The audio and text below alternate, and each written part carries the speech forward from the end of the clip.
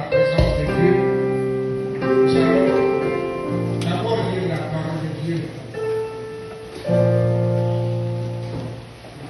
Alors, je suis venu vous parler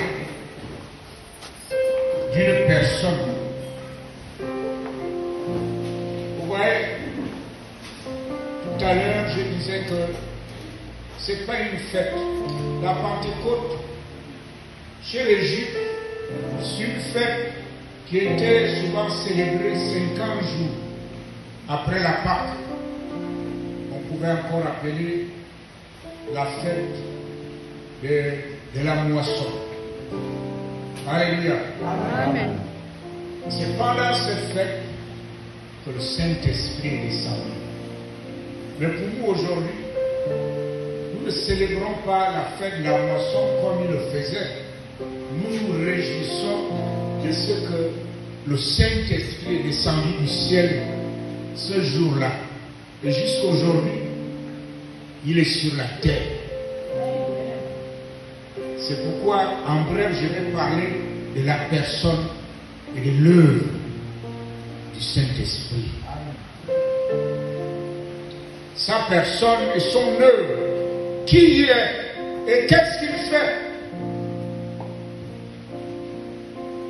Vous savez, on ne peut pas parler de l'importance du chrétien dans la vie de l'Église et dans la société en écartant le Saint-Esprit.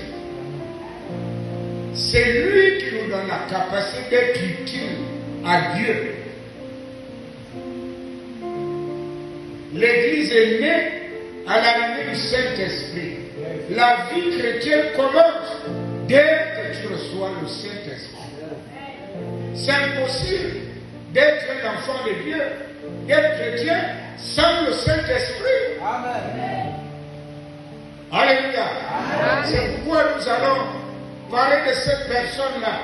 Vous voyez, quand on adore, il y a des gens qui sont comme étrangers à la vie de Dieu. Ils ne comprennent pas ce qui se passe. Vous savez, vous pouvez ne pas voir Dieu avec vos yeux physiques, mais vous pouvez ressentir sa présence. C'est comme l'histoire de l'aveugle né. Un homme qui est né aveugle. Un jour, on lui parlait du soleil, qu'il y a une grande boule